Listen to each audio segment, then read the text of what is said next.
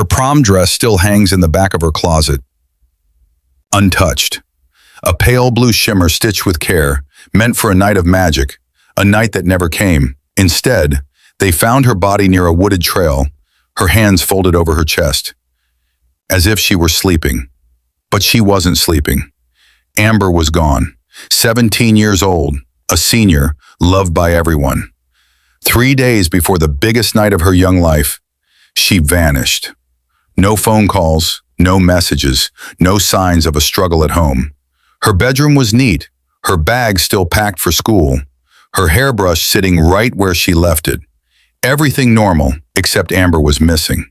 When they found her, it was too late, strangled, left in the dirt like a secret someone wanted buried. But Amber had secrets too, and one of them was dangerous.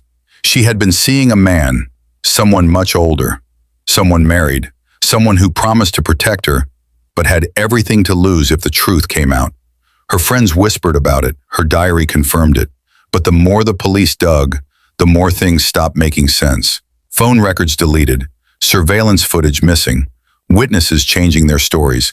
Someone was pulling strings, and just when detectives thought they had answers, everything flipped. This wasn't just about love, or jealousy, or some teen romance gone wrong.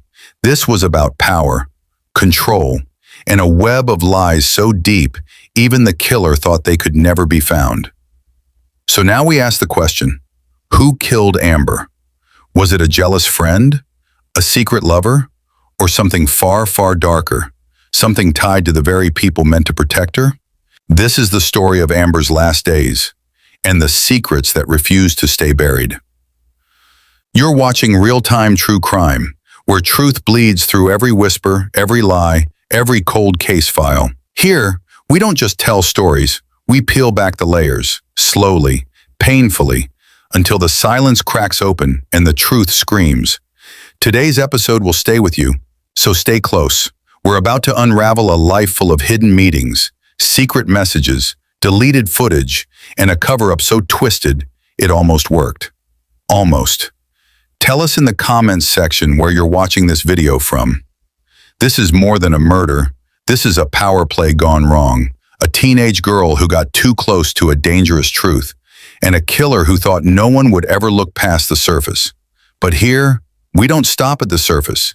We keep digging, and what we found in Amber's story will chill you to the bone. Before the headlines, before the sirens and the flashing red tape, Amber Knight was just a girl, 17, sharp-minded, fast-footed, and full of the kind of hope that clings to you before the world teaches you otherwise. She wasn't just a cheerleader at North Valley High, she was the cheerleader. The girl who smiled even when she was exhausted, who stayed late to help clean up after pep rallies, who once gave her lunch to a new student who forgot theirs. Teachers adored her, friends gravitated toward her, and for the most part, she lived a life that looked perfect. Amber dreamed big. New York Fashion Institute, sketchbooks under her bed filled with lace and runway dreams. Her mother, a nurse, worked long shifts just to help her save for applications. Her father wasn't in the picture, hadn't been for years, but that never stopped Amber from believing she could build a life brighter than what she'd been handed. But then, things shifted. It started small. Amber stopped sitting with her usual group at lunch. She started getting phone calls she'd walk away to take. Her style changed overnight. Expensive perfume, silk scarves, new earrings that sparkled under the school lights. Gifts, some classmates whispered. But from who? You see that, she told everyone, she was just treating herself? Said it with a wink. But even her best friend Mia didn't believe it. Then came the mood swings. Amber would snap out of nowhere, burst into tears, and brush it off a second later. One week she'd talk about college nonstop, and the next she wouldn't mention it at all. Something was wrong. Mia felt it. And it wasn't just teenage stress. That's when Lafayette Stone entered the picture, a man twice her age, 46. Well-dressed, always smiling, always shaking hands at city galas and charity events. CEO of a luxury real estate firm in Manhattan. Father of 2, married. And so charming that even people who hated him couldn't help but lean in when he spoke. Amber met him at a charity fashion auction. She was volunteering. He was donating. Their first conversation lasted 15 minutes too long. No one thought much of it. But that night, Amber wrote a full page in her journal. She called him L, she called him dangerous, she called him everything I've ever wanted and nothing I should have. What started as passing texts turned into late-night phone calls, then hotel rooms, upscale dinners, a weekend trip to Boston under the name of a fake modeling workshop. And with each passing week, Amber sank deeper into something she couldn't talk her way out of. He bought her gifts, diamonds, handbags, designer heels she couldn't even walk in. But it wasn't just about the presents. It was the way he made her feel. Like an adult, like she mattered. She told Mia everything, and Mia begged her to stop.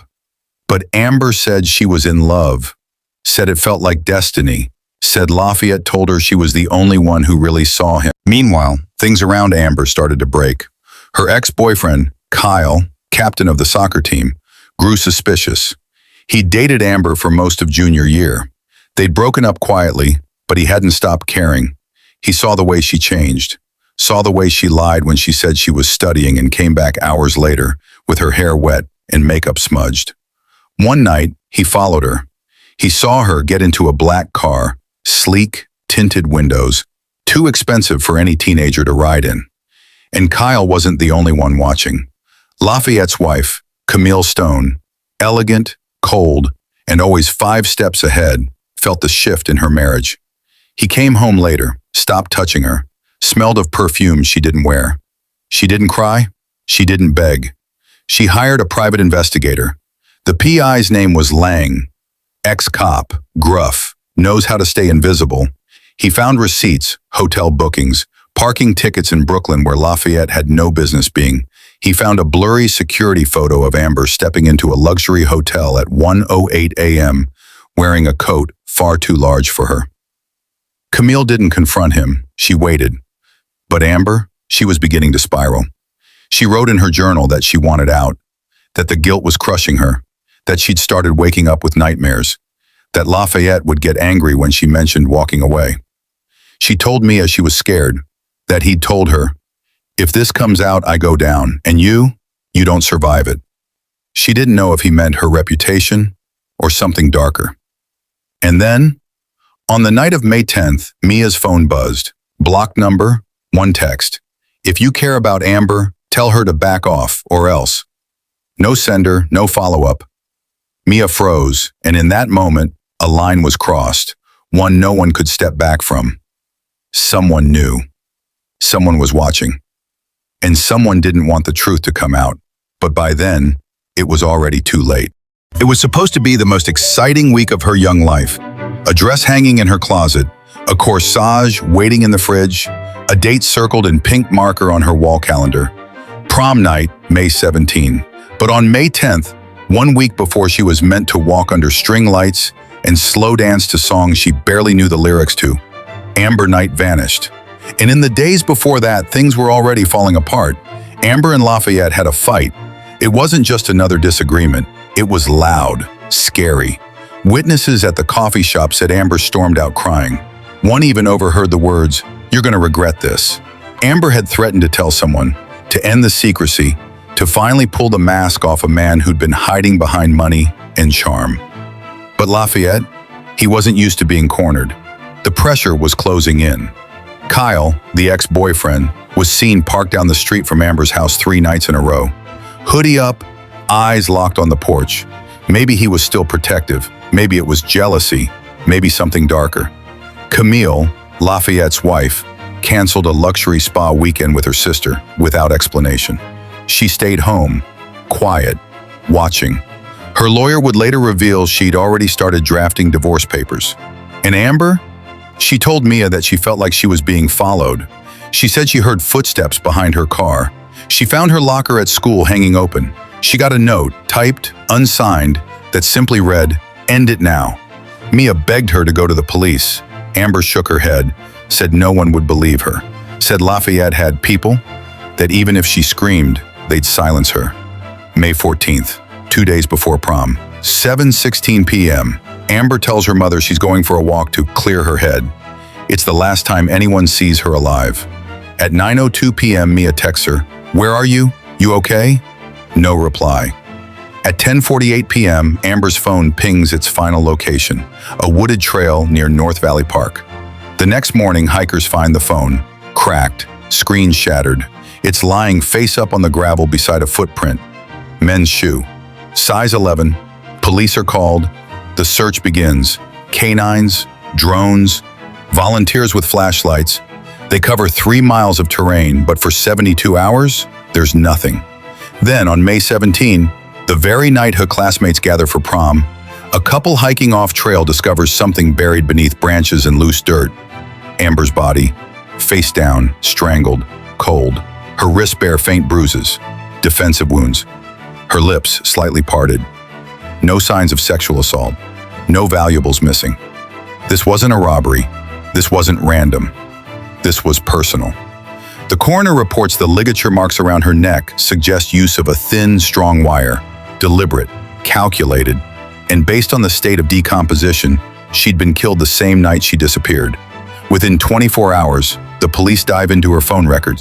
They find dozens of romantic messages, notes of affection, plans, promises, all from a contact saved as LS.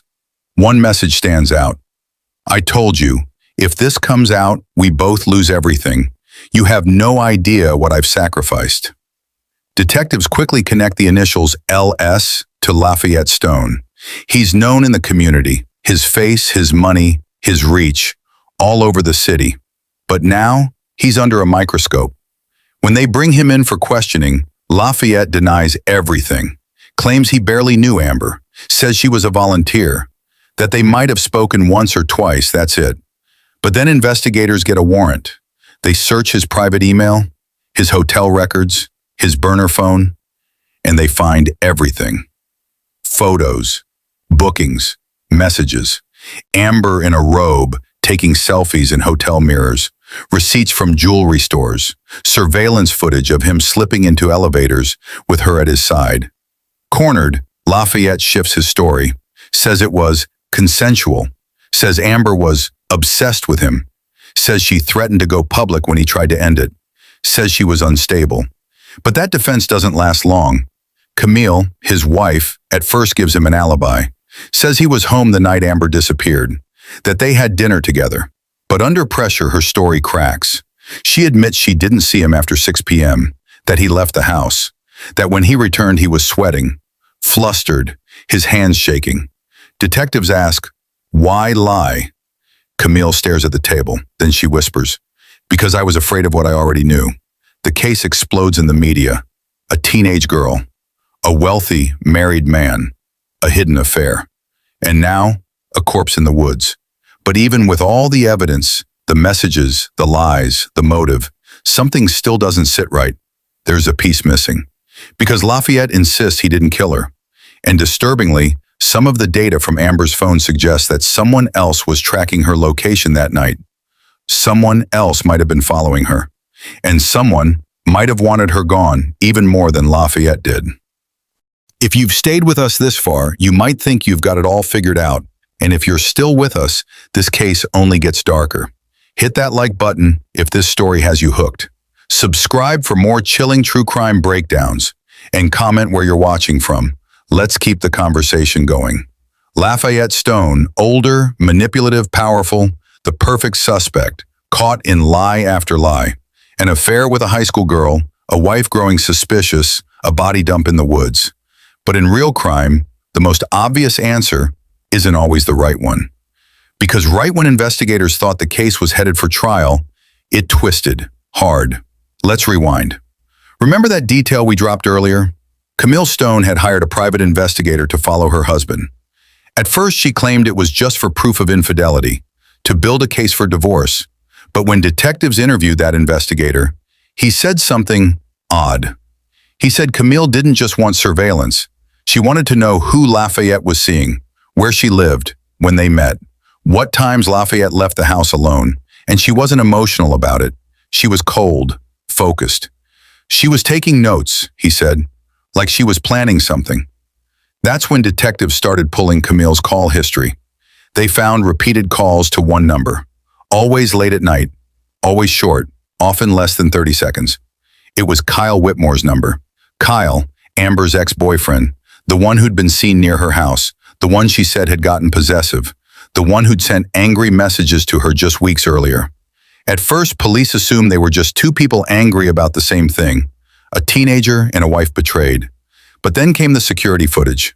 May 14th, the night Amber vanished, a traffic camera captured a grainy image, a dark sedan pulling into North Valley Park at 10:47 p.m., a car that matched Kyle's make and model. Same bumper sticker, same dent near the wheel. Investigators obtained a warrant.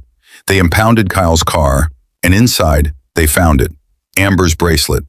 The gold one with the tiny heart charm she never took off. It was under the passenger seat, and rope fibers, matching the type used to strangle her. Kyle was brought in. He denied everything, said he hadn't seen Amber in weeks, said the bracelet must have been from months ago, that the rope was from his camping gear. Coincidence, he claimed. But digital forensics doesn't care about coincidence. They checked Kyle's phone backups, and what they found sealed the story. A deleted group text. Camille, Kyle, Dosh, just 3 words. She needs to disappear. And Kyle's reply, I want my family back. Do it. 2 days later, Amber was dead. You see, while everyone was staring at Lafayette, the man with motive and means, the real plot was quietly unfolding behind him. Camille had learned everything. She'd read Amber's messages, seen the photos, realized her husband wasn't just cheating, he was in love. And it was with a teenage girl. She didn't want a divorce, she wanted revenge. Kyle was already angry, already bitter, already spiraling.